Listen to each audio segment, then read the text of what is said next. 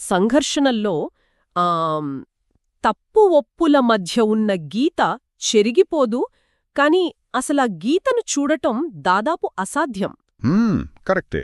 దానికి కారణమేంటంటే ఆ గీత నెత్తుటి మరకలతో, పొగతో, ఇంకా ఒకరిపై ఒకరికి ఉండే తీవ్రమైన భావోద్వేగాల తుఫానులో పూర్తిగా కప్పబడిపోతోంది. ఈరోజు మనం చెయ్యబోయే ఈ లోతైన విశ్లేషణకు ప్రధాన కేంద్రబిందువు సరిగ్గా ఇదే. అవునవును, అది ఒక ఉరుములాంటి సత్యం అని చెప్పొచ్చు. ఇరు వర్గాలు కూడా తాము నడిచే దారే ధర్మం అనుకునే పరిస్థితుల్లో అసలు ఎవరు సరైనవాడు అనే ప్రశ్నకు సమాధానం వెతకడం అంటే ఒక చీకటి అరణ్యంలో దారి వెతకడం లాంటిదే కదా. అదే ఎగ్జాక్ట్గా. అక్కడ ఏ చెట్టు మనల్ని కాపాడుతోందో, ఏ కీటకం మనల్ని కుడుతోందో ఎవరికీ తెలీదు. అవును, ఆ అరణ్యపు చీకటిలోకి వెళ్లడానికి మనమీరోజు సిద్ధమయ్యాం. 1966లో గిల్లో పాంటెకోర్వో దర్శకత్వం వహించిన సుప్రసిద్ధ చిత్రం ద బ్యాటిల్ ఆఫ్ అల్జియర్స్ ద్వారా ప్రేరణ పొందిన కొన్ని అద్భుతమైన సంక్లిష్టమైన మూలాలను మనం విడమర్చి చూడబోతున్నాం. అద్భుతమైన సినిమా అది అసలే. ఖచ్చితంగా. అయితే మన దగ్గర క్రియేరియన్ కలెక్షన్ వారి సుదీర్ఘ విశ్లేషణలు, అలాగే ప్రముఖ విమర్శకుడు రాజర్ ఎబర్ట్ రాసిన సమీక్షలు, బిఎఫ్ఐ ఆర్కైవ్స్ ఇంకా సైట్ అండ్ సౌండ్ పత్రికలోని రాజనీతి సినిమా వ్యాసాలు ఉన్నాయి. ఫ్రెంచ్ వలసవాద సైన్యానికి ఎఫ్ఎల్ఎన్ అంటే జాతీయ విముక్తి సంఘటన, ఆ స్వాతంత్ర్య సమరయోధులకు మధ్య అల్జీరియాలో జరిగిన ఈ చారిత్రక పోరాటం కేవలం ఒక్కప్పటి వలసవాదానికి సంబంధించినది మాత్రమే కాదు సుమా. కాదు. అవును, ఇది మానవ నైతికతను, మన వ్యవస్థల పునాదులను తీవ్రంగా ప్రశ్నించే ఒక ఉదాహరణ. ఖచ్చితంగా. ఇది కేవలం పాత జ్ఞాపకాలను తవ్వితీసే ప్రయత్నం ఎంతమాత్రం కాదు. అలాగే మనమిక్కడ ఏ రాజకీయ పక్షాన్ని లేదా ఎటువైపు వారిని సమర్థించటం లేదని స్పష్టంగా చెప్పాలి. అవును, ఇది చాలా ముఖ్యమైన పాయింట్. మనం కేవలం ఈ మూలాలందించిన సైద్ధాంతిక వాస్తవాలను, వాటి వెనుక ఉన్న మానవ స్వభావాన్ని మాత్రమే విశ్లేషిస్తున్నాం. సరే, అయితే దీన్ని విడదీసి చూద్దాం. మొదటిగా మనం మాట్లాడుకోవలసిన అతి ముఖ్యమైన అంశం నైతికత. అల్జీరియన్ పోరాటం లాంటి తీవ్రమైన వలసవాద సంఘర్షణల నేపథ్యంలో ఈ నైతికత ఎలా మారుతుందో చూస్తే చాలా ఆశ్చర్యం వేస్తుందసలు. అవును, మూలాల్లో పదే పదే కనిపించే ఒక పదం ఉంది కదా, ఎవ్వరూ పూర్తిగా సరైనవారు కారు అని. దీన్ని ఆలోచిస్తుంటే నాకు ఒక ఉపమానం గుర్తొస్తోంది. ఇది ఒక చదరంగం ఆటలాంటిది, కాని ఇందులో తెలుపు, నలుపు పావులు మాత్రమే కాకుండా బోర్డు మొత్తం బూడిద రంగులో, అంటే ఒక గ్రే రంగులో కలిసిపోయి ఉంటుందన్నమాట. భలే చెప్పారు. ఆ ఉపమానం కరెక్ట్గా సరిపోతుంది దానికి. ఇక్కడ క్రియేరియన్ కలెక్షన్ వ్యాసాలు డాక్యుమెంటరీ, వాస్తవికత అనే ఒక పదాన్ని పదే పదే వాడుతున్నాయి. కాని నాకొక సందేహం ఉంది. చెప్పండి. ఒక సినిమా ఎప్పుడూ దర్శకుడి చేతిలో ఒక కీలుబొమ్మ కదా. కెమెరా ఎక్కడ పెట్టాలి, ఏ ఫ్రేమ్ చూపించాలి అనేది ఆయనే నిర్ణయిస్తాడు. అలాంటప్పుడు అది వాస్తవికత లేదా నిష్పాక్షికం ఎలా అవుతుంది? నాకైతే ఇది నమ్మశక్యంగా లేదు. మీరడిగింది చాలా లాజికల్ పాయింట్. ఇక్కడే గిల్లో పాంటెకోర్వో తన శైలి ద్వారా ఒక అద్భుతం చేశారు. ఆ డాక్యుమెంటరీ వాస్తవికత అనే పదం అసలు అర్థం, అది పనిచేసే విధానం మనం తెలుసుకోవాలి.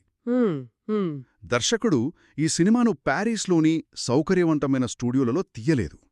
అల్జీరియాలోని కాస్బా అనే ఇరుకైన నిజమైన వీధుల్లో, అప్పటికి యుద్ధం వల్ల ధ్వంసమైన ఆ ప్రదేశాల్లోనే షూటింగ్ చేశారు. ఓ వావ్, నిజంగానా? అవునవును.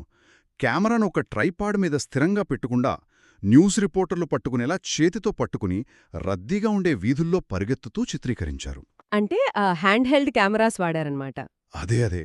దీనివల్ల మనకు ఆ దృశ్యాలు సినిమాటిక్గా కాకుండా ఏదో ఒక లైవ్ న్యూస్ రీల్ చూస్తున్న ఫీలింగ్ కలుగుతుంది. అంటే ఆ కెమెరా కదలికలే మనల్ని నేరుగా ఆ వీధుల్లో నిలబెట్టినట్లు చేస్తాయన్నమాట. గ్రేట్ అసలు.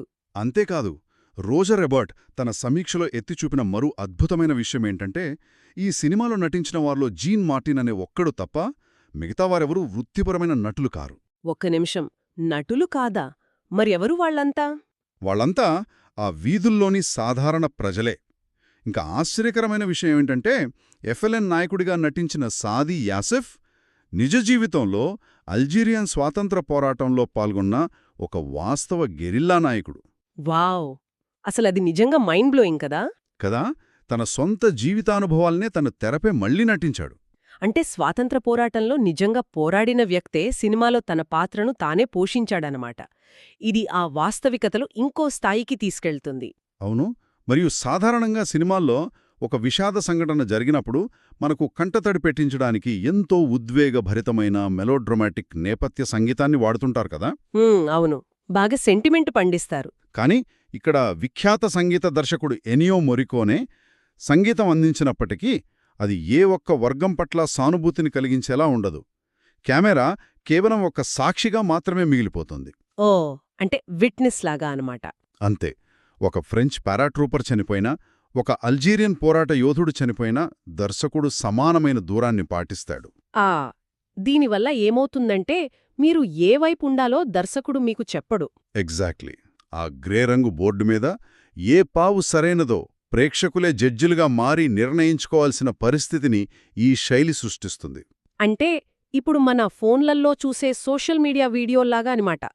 ఎవరో ఒక వీధిలో రికార్డ్ చేసిన వీడియో మనం చూసినప్పుడు మనకు ఆ క్షణంలో జరిగిన వాస్తవం మాత్రమే కనిపిస్తుంది. అవును. దాని ముందేం జరిగింది, తర్వాతేం జరిగిందో తెలీదు కాబట్టి మనం వెంటనే తీర్పివ్వలేము. సరే, నైతికతలో ఇలాంటి స్పష్టత లోపించిన తర్వాత సైట్ అండ్ సౌండ్ పత్రికలో చర్చించిన మరొక ఆసక్తికరమైన వాదన వైపు వెళదాం. ఇందాక ఒక ఉపమానం చెప్పుకున్నాం కదా, ఒక కఠినమైన రాయిని పగలగొట్టడానికి వాడే సమ్మెట కూడా అంతే దృఢంగా ఉండాలి అని. అవును. అధికారానికి ప్రతిఘటనకు మధ్య ఉన్న సంబంధం తరచుగా ఒక అద్దంలాంటి సంబంధమని సైట్ అండ్ సౌండ్ వ్యాసాలు విశ్లేషించాయి. ఒక్క నిమిషం, దీనిని నాకు కొంచెం విడమర్చి చెబుతారా? తప్పకుండా. ఒక ప్రభుత్వ సైన్యం దగ్గర అత్యాధునిక ఆయుధాలు, ట్యాంకులు, చట్టబద్ధత ఉంటాయి. కానీ ప్రతిఘటించే గెరిల్లా వర్గాల దగ్గర కేవలం ఇంట్లో తయారు చేసుకున్న నాటు బాంబులుంటాయి. నిజమే. భౌతికంగా ఇంత అసమానత ఉన్నప్పుడు ఈ రెండూ ఒకేలా అద్దంలో ప్రతిబింబాలుగా ఎలా మారతాయి? నాకైతే ఇది పూర్తి విరుద్ధంగా అనిపిస్తోంది. పైకి చూడటానికి ఆయుధాల పరంగా, బలగాల పరంగా మీకు చాలా వ్యత్యాసం కనిపిస్తుంది. కానీ వ్యూహాత్మకంగా అవి ఎలా పరిణామం చెందాయో చూస్తే మీకు అద్దం కనిపిస్తుంది. అంటే ఎలా అంటారు? సైట్ అండ్ సౌండ్ వ్యాసం వివరించిన మెకానిజం ఏమిటంటే, ఫ్రెంచ్ వలసవాద సైన్యం తమ పరిపాలనను కాపాడుకోవడానికి పకడ్బందీ చట్టాన్ని, పోలీస్ వ్యవస్థను, సమాచార నెట్వర్కులను వాడుతుంది. దీన్ని ఎదుర్కోవడానికి ఎఫ్ఎల్ఎన్ ఒక వికేంద్రీకృత సెల్ నిర్మాణాన్ని ఏర్పాటు చేస్తుంది. ఈ సెల్ నిర్మాణమంటే ఏంటసలు? మొత్తం పోరాట యూదులను ఒకే సైన్యంలా కాకుండా ముగ్గురుగా చిన్న గ్రూపులుగా అంటే సెల్స్గా విడగొడతారు. ఒక గ్రూపులోని వారికి మరొక గ్రూపులో ఎవరున్నారో తెలీదు. స్మార్ట్ కదా. అవును. కేవలం ఒక నాయకుడు ద్వారానే కమాండ్ అందుతుంది. దీనివల్ల ఫ్రెంచ్ సైన్యం ఒకరిని పట్టుకున్నా మిగతా నెట్వర్క్ అంతా సురక్షితంగా ఉంటుంది. మరి దీనికి ప్రతిగా ఫ్రెంచ్ సైన్యం ఏం చేస్తుంది? ఈ సమాచారం రాబట్టడానికి తమ చట్ట పరిమితులను దాటి అత్యంత తీవ్రమైన హింసను, చిత్రహింసలను ప్రయోగించడం మొదలుపెడుతుంది.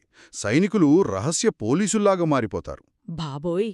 అప్పుడు దానికి ప్రతిస్పందనగా ప్రతిఘటన వర్గాలు కూడా తమ రూటు మారుస్తాయన్నమాట. ఖచ్చితంగా. సైన్యం ఎప్పుడైతే తమ శక్తిని, ఆయుధాలను వీధుల్లో ప్రదర్శించడం మొదలుపెడుతుందో దాని నేరుగా ఎదుర్కోలేక ఎఫ్ఎల్ఎన్ కూడా తమ వ్యూహాన్ని మార్చుకుంటుంది. ఎలాంటి వ్యూహం? ఫ్రెంచ్ పౌరులుండే యూరోపియన్ ప్రాంతాల్లో అంటే క్యాఫ్లు, మిర్గ్బార్లలో రహస్యంగా బాంబులు పెట్టడం ప్రారంభిస్తుంది. My God! చెక్పోస్టులను దాటటానికి అల్జీరియన్ మహిళలు తమ సాంప్రదాయ దుస్తులను వదిలేసి యూరోపియన్ మహిళల్లాగా అలంకరించుకుని తమ పర్సుల్లో బాంబులు దాచిపెట్టుకుని వెళ్లి దాడులు చేస్తారు. అంటే అద్దంలో ప్రతిబింబాలు అని ఎందుకన్నారో ఇప్పుడు అర్థమవుతుంది. ఒకరు చట్టం పేరుతో హింసకు పాల్పడితే మరొకరు స్వేచ్ఛ పేరుతో భయాన్ని సృష్టిస్తారు. ఎగ్జాక్ట్గా. మీరు కరెక్ట్గా పాయింట్ పట్టుకున్నారు. పోరాటం తీవ్రమయ్యే కొద్దీ ఇద్దరూ మనుషుల ప్రాణాలను కేవలం ఒక వ్యూహాత్మక సాధనంగా వాడటం మొదలుపెడతారు. ఎవరి పద్ధతులు వారు మరొకరికి తెలియకుండానే కాపీ కొడతారు. వావ్! అంటే ఇది ఒక నీరులాంటి వ్యూహమన్మాట.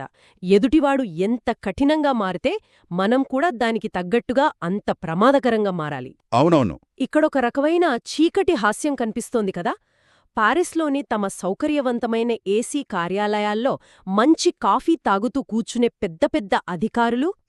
అవును.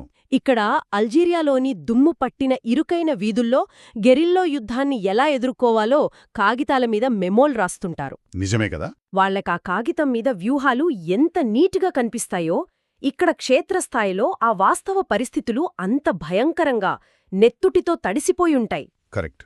ఆ క్షేత్రస్థాయి వాస్తవాలే అత్యంత బాధాకరమైనవి. ఇక్కడే మనం BFI ఆర్కైవ్స్ లేవనెత్తిన ప్రధాన చర్చలోకి ప్రవేశించాలి. ఏంటది? అదేమిటంటే హింస యొక్క నైతికత. పోరాడే రెండు వర్గాల నాయకులు తమ తమ వ్యూహాల్లో మునిగిపోతారు. కాని మధ్యలో నలిగిపోయేది, అసలైన మూల్యం చెల్లించేది సామాన్య ప్రజలే కదా. అయ్యో అవును కదా. BFI ఆర్కైవ్స్లో ప్రస్తావించిన ఒక ముఖ్యమైన సన్నివేశముంది. ఫ్రెంచ్ సైన్యాధికారి కర్నల్ మాథ్యూ పాత్రకు మాటంటాడు. ఏమంటాడు? మేమిక్కడ ఉండాలనుకుంటే, ఫ్రెంచ్ చట్టాలను రక్షించాలనుకుంటే ఇదంతా తప్పదు, అంటే ఈ చిత్రహింసలు తప్పవు అని తన హింసను సమర్థించుకుంటాడు. ఓహో, అంటే చట్టబద్ధత అనే ముసుగులో ఏ క్రూరత్వాన్నైనా సమర్థించుకోవచ్చన్మాట. మరి రెండో వర్గం ఏం చెప్తుంది? మరోవైపు FLN నాయకుడు బెన్హాదీ ని మీడియా విలేకరులో ఒక ప్రశ్న అడుగుతారు. మీరు మహిళలతో బుట్టలో బాంబులు పంపించి కేఫ్లలో ఉన్న అమాయకులను చంపడం పిరికితనం కాదా అని. దానికతను ఏమాత్రం తడుముకోకుండా ఒక ఆన్సర్ ఇస్తాడు. ఏం చెప్తాడు? మాకు మీ విమానాలనివ్వండి, అప్పుడు మేము పైనుంచి బాంబులు వేస్తాం, ఈ బుట్టలు మీకిచ్చేస్తాం అనంటాడు. అబ్బా, ఆ సమాధానం వింటుంటే రోమాలు నిక్కబడుచుకుంటాయి గదా. అవును, చాలా పవర్ఫుల్ కౌంటర్ అది. ఇది కేవలం ఒక సినిమా డైలాగ్లా లేదు, ఆధునిక ప్రపంచంలోని యుద్ధాల వాస్తవాన్ని ముఖం మీద కొట్టినట్లు అడుగుతున్న ప్రశ్న ఇది. నిజమే.